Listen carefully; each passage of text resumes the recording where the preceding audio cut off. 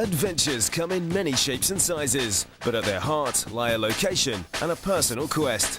This time the location is the United States of America. The quest to travel across the continent from coast to coast.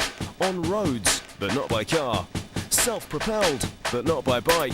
For this epic journey, the method of transport will be skateboards. These are the ingredients for another total adventure.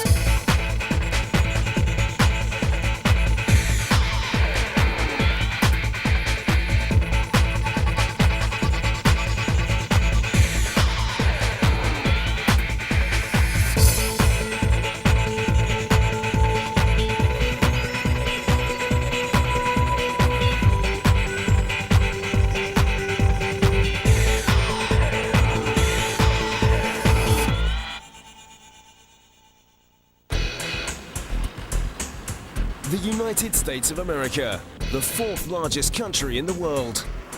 Over 6 million kilometers of highways crisscross their way over this vast nation, enough to go to the moon and back 8 times. America loves the road, and Americans seem to love their cars. There are an average of 2 per household. Yet cars aren't the only way to get around. Back in the 60s, skateboarding brought the skill and moves of the surf scene to America's streets. In the 80s, new school skating with its gravity-defying stunts has grabbed the headlines and brought bans on street skating. But the old school never died. This is a return to skateboarding's roots. These 4 skateboarders are about to set off from America's Pacific coast to cross the continent. Before they start, they dip their boards in the ocean. The expedition is the idea of Jack Smith. Some people thought I was crazy. Other people told me they wish they could do that at 46 years of age. Jack was 19 when he first crossed the States on his board, taking 32 days. Back then, he was one of the world's leading slalom and downhill skateboarders. In 1984, he repeated the trip, setting a record of 26 days for the 2,900-mile journey. Now, personal tragedy has prompted him to get back on his board and attempt to break his own record. A few months before, his 14-year-old son lost a long battle against the genetic condition known as Lowe syndrome. Jack has a few too many miles on the clock to do this alone. So with him are a new generation of boarders, including 24-year-old pro boarder Josh Moretti from New York. Josh perfected his technique on the streets and skate parks of the East Coast. He's crossed the States as a Mormon missionary, but he's never attempted an epic journey like this before. When Jack told me that we were going across country to honor his son that had died, I think it took on a whole new meaning because it almost gave it this reverence. Josh and Jack are accompanied by surfer, skateboarder and cameraman Scott Cam from California, and Nick Crest, another veteran who's been boarding for over 30 years and owns his own skateboard sales company. It's gonna be something extraordinary. And we're either gonna end up as the best of friends or the worst of enemies after a month together. Even with specially designed low-slung boards to ride, their bodies will be taking a battering as they try to cover almost 3,000 miles in under 26 days. And Jack is worried about safety, which means keeping to the shoulder of the road, avoiding the heaviest traffic and not traveling at night. They're riding in relays, 1 or 2 boarders on the road at a time, whilst the others drive or rest in their support vehicle. Their route takes them from the Pacific Ocean at Newport, Oregon, through the Rockies to Wyoming, and the start of the Great Plains. Beyond them, the ridge of the Appalachians, before they descend to Williamsburg, Virginia, and the Atlantic coast. For the next 3 weeks, they'll be on America's busy roads, pushing 2-mile shifts with the support vehicle dropping skaters off and picking them up and warning other traffic of their presence. There's no gentle introduction to their journey. The first part of the trip takes them through America's largest mountain system, the Rockies. For the next 8 days, they'll be traversing over 1,200 miles worth of this rugged landscape until they reach Casper, Wyoming, and the start of the Great Plains. It's grueling work. See that? Yes, it's my section. Next. Ah! Yeah, I'm going uphill, and it's bumpy for you. But you know what? It's bumpy for me, too. Too much vibration. I mean, I can't even feel my feet. You have to keep looking at your feet to make sure they're still on the board. Yeah, that's what we just climbed.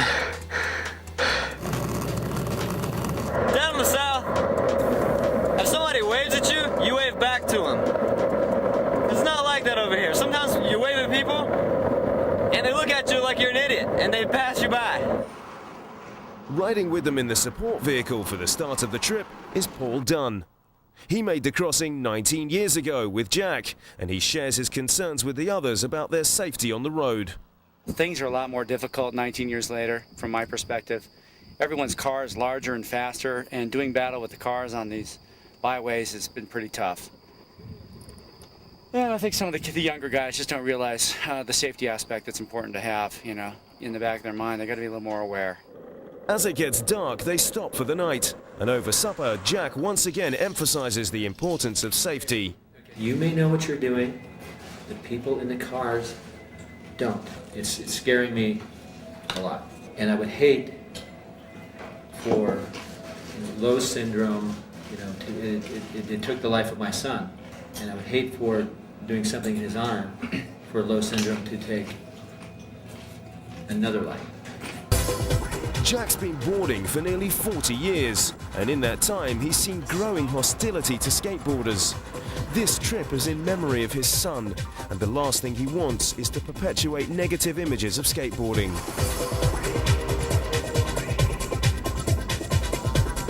For the most part, the people have been really nice, the people that are driving by us. But there is a handful of people that have the bad mentality about skateboarders. You know, ever since, like, they never got out of the 1980s where everybody thought skateboarders were drug-dealing criminal misfits. And so they look at you when they drive by, and because you have a skateboard and you're on the road, they say, "Damn skateboarders." You can tell us what they're thinking just by the look on their face when they look at you, and it's disgust. Entering Idaho on day 3, they find the local highway patrol taking an interest in what they're doing. Nick is stopped, and the patrolman wants to know what's going on. Paul can't find their documents. Where'd they go? They're gone. Where are they? They were in an envelope called. I saw them once. There was a bunch of them in here yesterday. Okay, I haven't seen anything. Well, No, it was the pledge sheet. pledge sheet. Why would? Oh, here we go. Here we go, Jack.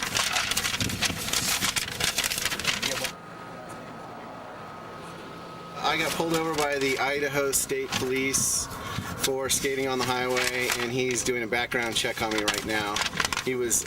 You could be wanted, huh? Well, I tried to keep the situation fine here. Mr. Dunn's, I think.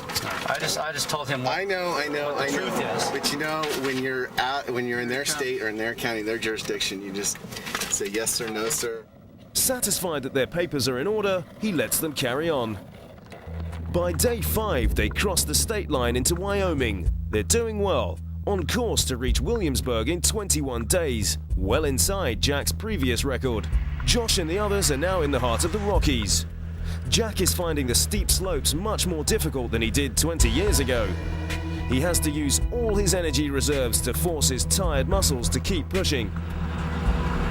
Look at that little boy on the nose of your board.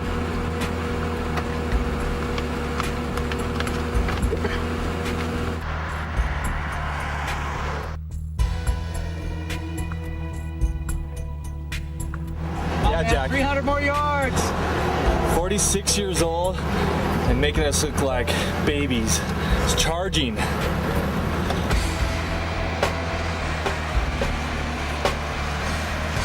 Jack, that's awesome.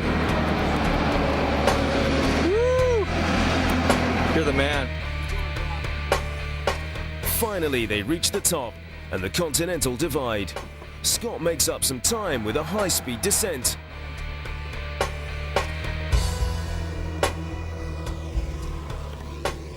Much to Jack's disapproval.